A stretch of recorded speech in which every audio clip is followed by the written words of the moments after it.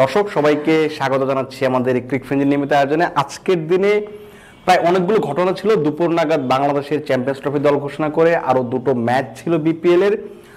বিকেলে দুপুরের যে ম্যাচটা ছিল সিলেট এবং খুলনা টাইগার্সের, এবং রাতে একটা ম্যাচ ছিল যেটা হচ্ছে ঢাকা ক্যাপিটালস এবং দুর্বার রাজশাহীর। এই দুটো ম্যাচ হয়েছে, কিন্তু এই তিনটা ঘটনার বাইরে আমি যদি বলি যে আজকে পুরো দিনটায় আলোচনায় ছিলেন লিটন দাস, সেটা মনে হয় খুব বেশি ভুল বলা হবে না। এবং আমার কাছে যেটা মনে হয় যে সবাই যেহেতু এই ব্যাপারটা নিয়ে আলোচনা করতে স্বাচ্ছন্দ্য বোধ করছেন, কথা শুনতে ভালোবাসছেন, আমার মনে হয় যে আমাদের আসলে এইটা নিয়ে কথা বলা উচিত। এবং কথা বলার জন্য আমি আছি প্রতিদিনের মতো মমিনুল ইসলাম, এবং আমার সঙ্গে আছেন আমার সহকর্মী ফয়সাল হাবিব। ফয়সাল হাবিব, আপনাকে স্বাগত।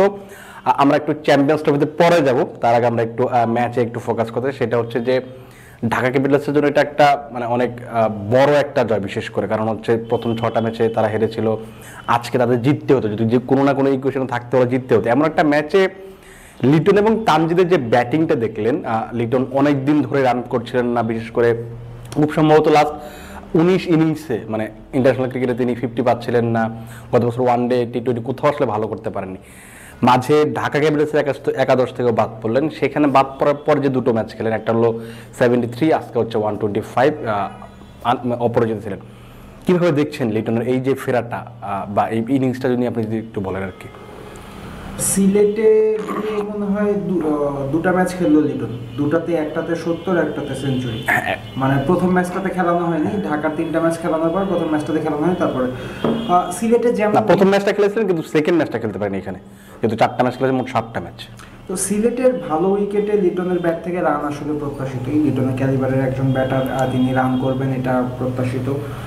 বিশেষ করে রাজশাহীর এগেনস্ট আজকে যে ইনিংসটা, এই ইনিংসটাতে আউটস্ট্যান্ডিং ইনিংস, নো ডাউট, এবং লিটনের কাছে প্রত্যাশিত ইনিংস। যদিও রাজশাহীর বোলিং লাইন আপ মোটেই ভালো ছিল না, বা খুব যে আহামরি খুব কঠিন চ্যালেঞ্জ ফেস করতে হয়েছে লিটনকে সেটাও নয়, বাট বোলিং যেমনই হোক, পাড়ার রোলারও যদি হয়, এরপরে 55 বলে 125 কোনোভাবে সহজ না। Yes, it's huge.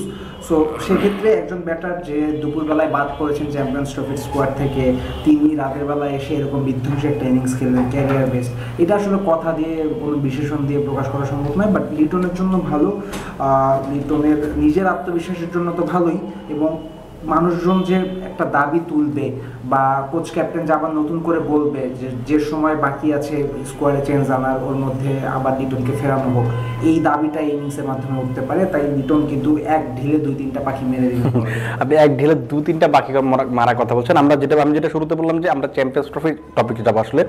আর তার আগে আপনার কি মনে হয় যে লিটন তো অনেক দিন ধরে রান করছিলেন না, কিন্তু নিয়মিত খেলে যাচ্ছিলেন, এই যে লাস্ট সিলেটের ম্যাচের আগের ম্যাচটা যেটাতে তাকে রেস্ট দেওয়া হলো, যেটা সেই ম্যাচে একটা রেস্ট পাওয়ার পর যে দুটো ম্যাচ তিনি খেললেন, সেখানে দুটো ম্যাচে তার ব্যাটে খুব ভালো মিডলিং হচ্ছিল, খুব ভালো শর্টস খেলছিলেন।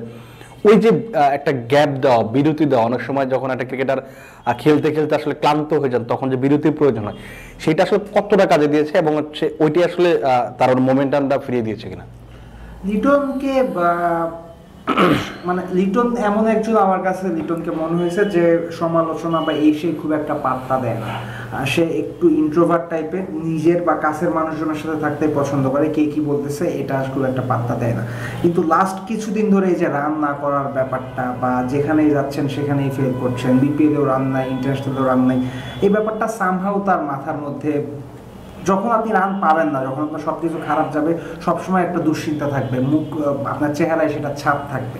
তো তারপরে এই দুশ্চিন্তা নিয়ে আপনার ডেইলি কাজ করে যাওয়া কিন্তু খুবই কঠিন। আপনি ফ্যামিলির দুশ্চিন্তা নিয়ে অফিসে এসে বসেও ঠিকঠাক মতো কাজ করা যায় না।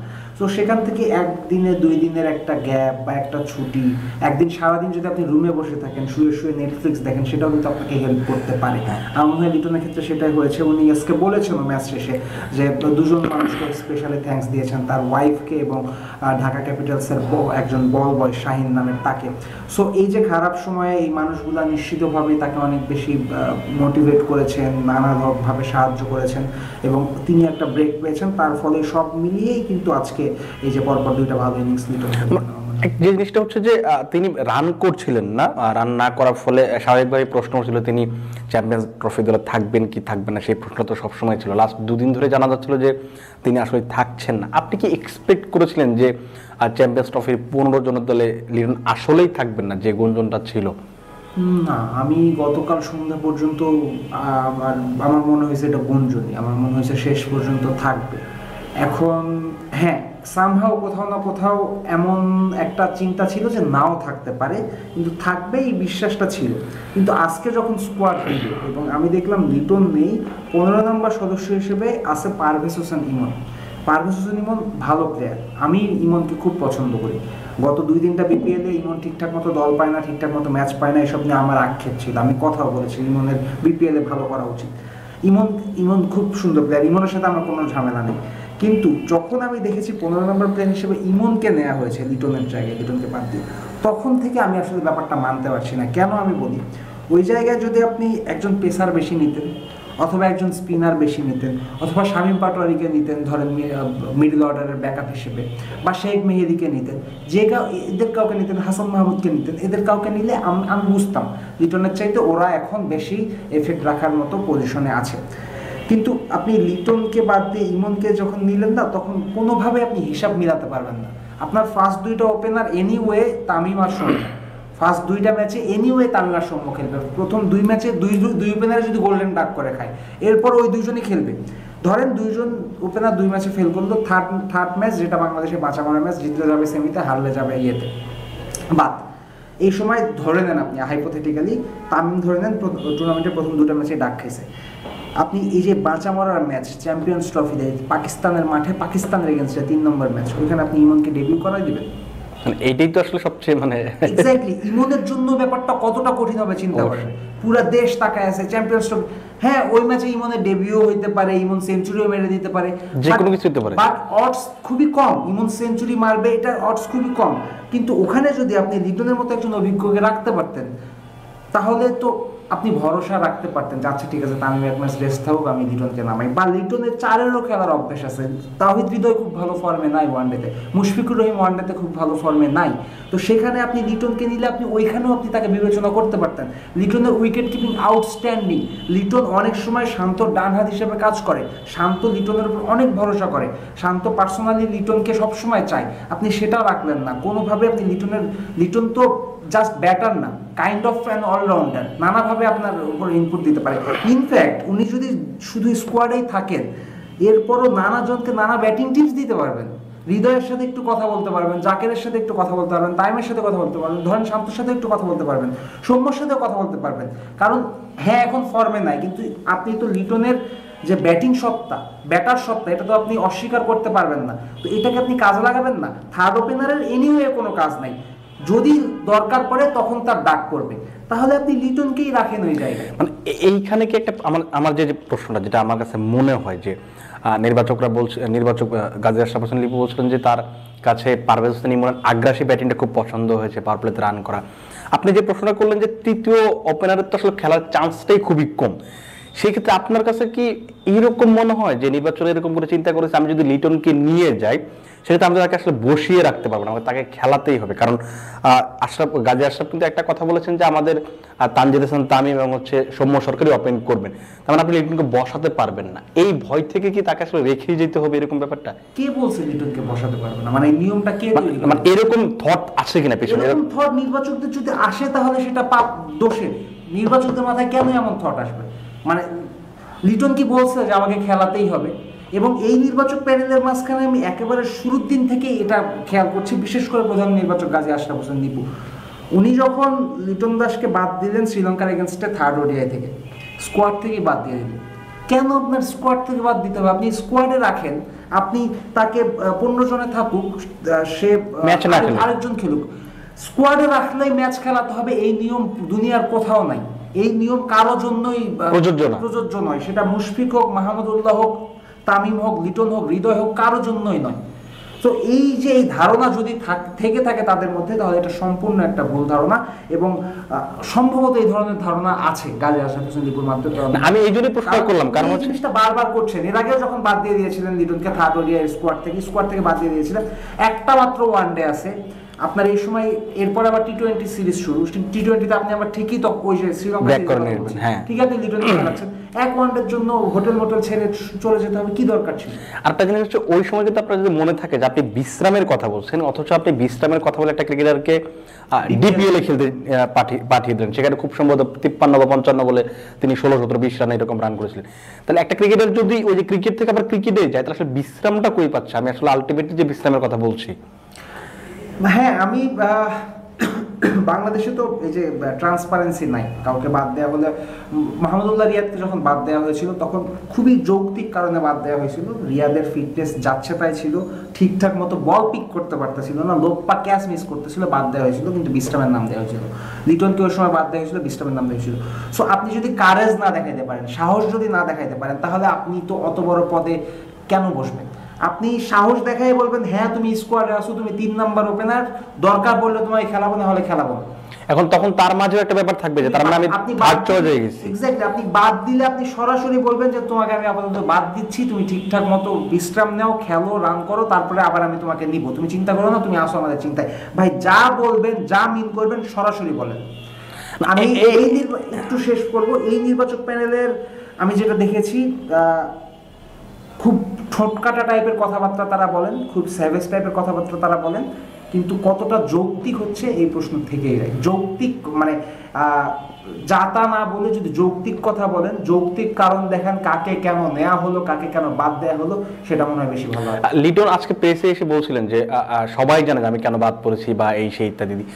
এটা আসলে মিডিয়া দেখলে আপনি দেখতে পারবেন, এরকম মানে তার কথা ব্যাপারটা ছিল এরকম। তার মানে হচ্ছে আপনি যে প্রশ্নটা তুললেন বা যে অভিযোগটা তুললেন যে ক্লিয়ার না বা ক্লিয়ার তথ্য দেওয়া না, কারণ এর আগেও কিন্তু অনেকের ক্ষেত্রে আপনি দেখেছেন যে আপনি সাব্বির, মুসাদ্দেক বা আরো যে ক্রিকেটাররা বাদ পড়েন সবসময়, তাদের সবারই একটা অভিযোগ থাকে আমাকে কেন বাদ দেওয়া হয়েছে এটা আমি জানি না।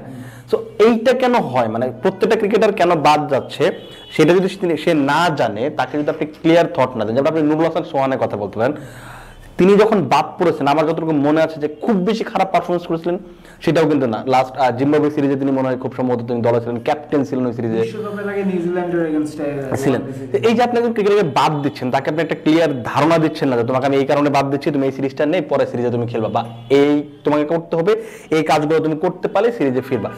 এই কালচারটা আসলে কেন তৈরি করা যাচ্ছে না? কেন তৈরি করা যাচ্ছে না সেই উত্তর তো আমার কাছে নাই, তবে তৈরি হওয়া উচিত। বিশেষ করে লাস্টে ওই যে সবাই যে স্ট্যাটাস দেওয়া শুরু করলো, এটা কবে আফগানিস্তান এগেইনস্টে সিরিজের ওই স্কোয়াড ঘোষণা করার পরে, ওই যে শেখ মেহেদী, আচ্ছা আচ্ছা, হ্যাঁ হ্যাঁ, সবাই হ্যাঁ আফগানিস্তান সিরিজ স্ট্যাটাস দেওয়া শুরু করলো, তখনও তো এটা নিয়ে অনেক কথা হয়েছিল যে নির্বাচকরা সরাসরি যদি কমিউনিকেট করে বলেন যে তুমি এই কারণে নাই, তুমি এই কারণে নাই, তাহলে তো ভুল বোঝাবুঝিটা হয় না। ভুল বোঝাবুঝি হয়, ডিস্টেন্স ক্রিয়েট হয়, এটা কিন্তু ভালো কিছু হয় না। এখন আমি এই যে ইমনকে নেওয়া হলো, লিটনকে বাদ দেওয়া হলো, আপনি মানেন আর না মানেন, ইমনের ভেতরে এই বিষয়টা কাজ করবে যে আমি লিটনকে বাদ দিয়ে আমাকে নেওয়া হয়েছে, সে সেঞ্চুরি করছে, এখন তাকেই চায়, আমি তো দলে নতুন, দলে অলরেডি লিটনের সবার সাথে ভালো সম্পর্ক, দলের সবাই আমাকে কিভাবে গ্রহণ করবে না করবে, কোনো না কোনো একটা ভয়, কোনো না কোনো একটা চাপ তাদের মাঝখানে থাকে। গত বিপিএল এর কথা যদি আপনি খেয়াল করেন, বিপিএল এর ঠিক মাঝপথেই মনে হয় বা শুরু হওয়ার কিছুদিনের মধ্যেই শ্রীলঙ্কার এগেইনস্টে ওয়ানডে টি-20 সিরিজের স্কোয়াড দিয়ে দেওয়া, মাঝামাঝি সময় স্কোয়াড দেওয়ার পরে যাদের স্কোয়াডে নেওয়া হলো সবাই লাগাতার খারাপ খেলা শুরু করবে। এখন ইমন যদি এই চিন্তা করে সামনে খারাপ খেলা শুরু করে, এবং তিনি কিন্তু অলরেডি কিন্তু এই বিপিএল কিন্তু ওই লেভেলের আপনি যে পারফরমেন্সটা আশা করছেন সেটা কিন্তু নাই। আমার আপনার কাছে যে জিনিসটা প্রশ্ন, যেটা হচ্ছে যে আমরা কয়েকদিন ধরে শুনছিলাম যে আমি প্রথম আলো একটা রিপোর্টে দেখছিলাম বিশেষ করে, সেখানে তারা লিখেছে যে নাজমুল হোসেন শান্ত খুব করে চাইছিলেন যে সাকিব আল হাসান এবং তামিম ইকবাল বা ওই সিনিয়র যে ক্যাম্পেইনার 4 জন আছেন তারা যেন খেলতে পারেন। আপনার কাছে যে প্রশ্নটা সেটা হচ্ছে যে নাজমুল হোসেন শান্ত তাদের 4 জনকে চাইলেন, সাকিব, তামিম, মুশফিক, রিয়াদ। শান্ত কি লিটন দাসকে চেয়েছিলেন? যদি চেয়ে থাকেন, নির্বাচকরা আসলে কেন বিবেচনা নিলেন না? পারফরমেন্স তো অবশ্যই একটা ব্যাপার আছে, শান্ত কি আসলেই চেয়েছিলেন কিনা? চাইছে কিনা এটা তো আমি এক্স্যাক্ট বলতে পারবো, তবে আমার মনে হয়, আমার বিশ্বাস শান্ত লিটনকে চাইছে, কারণ শান্ত সবসময় লিটনকে ব্যাক করে আসছে। লাস্ট টি-20 ওয়ার্ল্ড কাপে আমরা দেখছি, আমি এখানে বসেই হান্নান সরকারকে জিজ্ঞাসা করছিলাম যে লিটনের ব্যাপারটা কি, তখন বলছিল যে কোচ ক্যাপ্টেনের অগাধ বিশ্বাস আছে লিটন দাসের উপর, এবং লিটন দাস যদি আমার দলের প্লেয়ার হতো, আমি যদি ক্যাপ্টেন থাকতাম, তাহলে আমারও বিশ্বাস থাকতো সে এমন ক্যালিবারের একটা প্লেয়ার। এই স্কোয়াড ঘোষণা করার আগেও আমি নিশ্চিত, আমি বিশ্বাস করি শান্ত চেয়েছেন লিটন দাসকে। শান্তর কথা শোনা হয়নি, লিটনের পরিসংখ্যান দেখানো হয়েছে, এবং যেহেতু পরিসংখ্যানটা লিটনের এগেনস্টে কথা বলছে, গত বছরে তার পরিসংখ্যানটা হাস্যকর, খুবই বাজে, 5 ম্যাচে 6 রান, হাস্যকর ভাবে অবিশ্বাস্য, 5 ম্যাচে 6 রান অবিশ্বাস্য। তো এর জন্য হয়তোবা শান্তর কথা খুব বেশি গুরুত্ব দেওয়া হয়নি, হতে পারে এমনটা। এবং যেহেতু ওই পরিসংখ্যান বিপক্ষে যাচ্ছে, তাই শান্ত হয়তোবা তর্কটা বেশি দূর চালাতে পারেন। তবে এই যে পরিসংখ্যান নিয়ে একটু ছোট শেষ করি, সেটা হলো যে বারবার করে একটা কথা বলছি, অবিশ্বাস্য এবং হাস্যকর। এতই হাস্যকর, মানে ব্যাপারটা এরকম যে হাস্যকর, এর জন্য ওটা ভুলে যাওয়া উচিত। কারণ একটা জিনিস কি, ব্যাটারদের একটা কথা চালু থাকে যে একটা ব্যাটার যদি ডাক খায়, তাহলে আসলে ওই ওই ওই পারফরমেন্স বা ওই ডাকের ইনিংসটা বিবেচনায় নেওয়া উচিত নয়। মানে সে তো ডাক খাইছে, সে তো শুরুই করতে পারে, এটা চিন্তা করে লাভ নাই। সো 24 ব্যাপারটা এরকম হয়ে গেছে, কেন হয়েছে, কিভাবে হয়েছে, সে নিজেই জানে না, সে নিজেই জানে, কেউ জানে না। 5 ম্যাচে 6 রান, একজন এটা অবিশ্বাস্য। কিন্তু ওই যে বললাম, বারবার করে বলছি, ওইটা অ্যাক্সিডেন্ট ভাই, ওই পরিসংখ্যানটাই বলছে অ্যাক্সিডেন্ট। 5 ম্যাচে 6 রান এই জিনিসটা চিৎকার করে বলছে এটা অ্যাক্সিডেন্ট, এটা ডেইলি দিন হয় না, এটা সামনেও আর হবে না। সো এই সব কিছু বিবেচনায় লিটনকে অবশ্যই লাগে।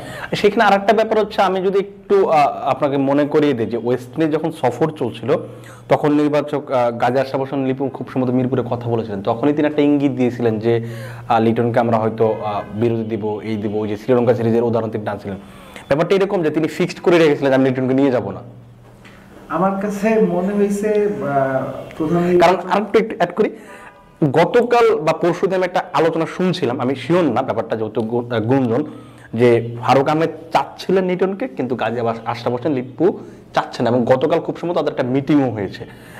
এটা যদি একটু আরো, আমার যতদূর মনে হয়েছে, এই প্রধান নির্বাচক যতদিন থেকে দায়িত্ব পেয়েছেন, প্রথম থেকে তো দেখছি, আমার মনে হয়েছে from the very first day he is very rude and aggressive about Liton Das. একেবারে মানে লিটনকে ওই যে শ্রীলঙ্কার এগেনস্টে থার্ড ওডিআই স্কোয়াড থেকে বাদ দিয়ে তিনি একটা স্টেটমেন্ট দিতে চেয়েছিলেন যে হ্যাঁ বাদ, খারাপ খেললে বাদ দিয়ে দেবো। কিন্তু খারাপ খেললে বাদ দিবেন ট্রু, কখন বাদ দিবেন, কিভাবে বাদ দিবেন, কোন সিচুয়েশনে বাদ দিবেন, এটাও তো জানতে হবে আপনার। যেভাবে আপনি লিটনকে ধাপধুপ বাদ দিয়ে দিচ্ছেন, বা লিটনকে নিয়ে তিনি যে কথাবার্তাগুলো বলেন, সেই কথাগুলো একজন নির্বাচকের, প্রধান নির্বাচকের, ন্যাশনাল টিমের একজন প্লেয়ারকে নিয়ে অন রেকর্ড বলা উচিত নয়। আমি আজকে একটা লেখা দেখলাম কথা, আমি জানি না সত্যি তিনি এমন কিছু বলেছেন কিনা, যদি বলে থাকেন তাহলে এটা খুবই বাজে উদাহরণ। তিনি বলে, আমি লেখাটা দেখলাম এরকম যে প্রধান নির্বাচক সম্ভবত বলেছেন যে লিটন এক্সপোজ হয়ে গেছে। হ্যাঁ, এটা অবশ্যই তিনি বলেছেন। আমি এই ধরনের কথা you can not tell about a player, এবং এই রীতিটা লিপু সাহেব প্রথম দিন থেকেই এটা তিনি কন্টিনিউ করে যাচ্ছেন, এবং আমার মনে হয়েছে হি ওয়াজ ডিটারমাইন্ড যে আমি লিটনকে নিব না। আর আরও একটা জিনিস যেটা মনে হয়েছে আমার, সেটা হলো এই নির্বাচক প্যানেল সোশ্যাল মিডিয়া থেকে বেশ খানিকটা ইনফ্লুয়েসড, আমার যতদূর মনে হয়। বিশেষ করে এই যে লিটনকে বাদ দিয়ে দেওয়ার ব্যাপারটা, নাসুম আহমেদকে দলে নেওয়ার ব্যাপারটা, এই ধরনের ব্যাপারগুলো সোশ্যাল মিডিয়ায় বেশ, এই ধরনের ব্যাপার নিয়ে আলোচনা হয়, সেটা তাদের দল নির্বাচনে দেখা যায়, ছায়া দেখা যায়। তো সোশ্যাল মিডিয়া দিয়ে আপনি, মানে সামাজিক যোগাযোগ মাধ্যম দেখে যদি আপনি দল সাজান, তাহলে আপনি একজন সাবেক ক্রিকেটার হয়ে আসলে লাভটা কি? এই ধরনের তো নানা প্রশ্ন আসবে, এবং প্রশ্নগুলো লেজিট, কিন্তু উত্তর পাওয়া যাবে না। আপনি সাবেক ক্রিকেটার হয়ে একজন বর্তমান ক্রিকেটারকে নিয়ে কিভাবে বলতে পারেন যে ও এক্সপোজ হয়ে গেছে? কি এক্সপোজ হয়েছে লিটন দাস? লিটন দাস হ্যাঁ, লিটন দাস অদ্ভুত অদ্ভুত সব শট খেলে আউট হয়, এবং তার ইজি প্যাটার্ন আছে, কাট করতে গিয়ে লোপ্পা ক্যাচ দেয়, আবার পুল করতে গিয়ে মিড অনের দিয়ে ক্যাচ দেয়, উই অল নো দ্যাট। কিন্তু ওই যে আমি বললাম, আপনি বিপিএল এর হাইয়েস্ট রান গেটারের লিস্টে গিয়ে দেখেন, এখন 2 নম্বরে লিটন দাস বসে আছে, জাস্ট 2টা ভালো ইনিংস খেলছে। তো বাংলাদেশের প্রেক্ষাপটে 2টা ভালো ইনিংস গ্যারান্টিড, অন্য কোনো ব্যাটার তো নাই, তাহলে আপনি কেন লিটনকে নেবেন না? আমি আপনার সাথে একটু যোগ করি, যেটা হচ্ছে কোহলি কিন্তু লাস্ট 3-4 বছর ধরেই, খুব সম্ভবত 3 বছর হবে, অফ স্ট্যাম্পের বা 5th 4th বা 6th স্ট্যাম্পের বলগুলো কিন্তু খেলতে পারছেন না, আউট হয়ে যাচ্ছেন। কিন্তু কোথাও কিন্তু কোহলিকে নিয়ে অজিত আগারকার, আপনি ধরুন গৌতম গম্ভীর, কিংবা আর আগে রাহুল দ্রাবিড়, রোহিত শর্মা, কাউকে কিন্তু এই ধরনের কথা বলতে শুনিনি। আপনি লাস্ট T20 বিশ্বকাপ যদি আপনি খেয়াল করেন, লাস্ট বিশ্বকাপ ফাইনালের আগে খুব সম্ভবত রাহুল দ্রাবিড় কিংবা রোহিত শর্মা বলছিলেন যে তিনি ফাইনালের জন্য সব জমিয়ে রেখেছেন, এবং ফাইনালে কিন্তু পারফর্ম করেছিলেন। সো আপনি একদম দায়িত্বপ্রাপ্ত, যখন আপনার আন্ডারে যখন কেউ কাজ করবে, আপনার তো আসলে ওই বডি ল্যাঙ্গুয়েজটা এরকম থাকা উচিত। আপনি বাদ দিতেই পারেন, যে জিনিসটা হচ্ছে যে আপনি বাদ দিবেন, পারফর্ম করবেন না, বাদ দিবেন, খুব স্বাভাবিক প্রক্রিয়া।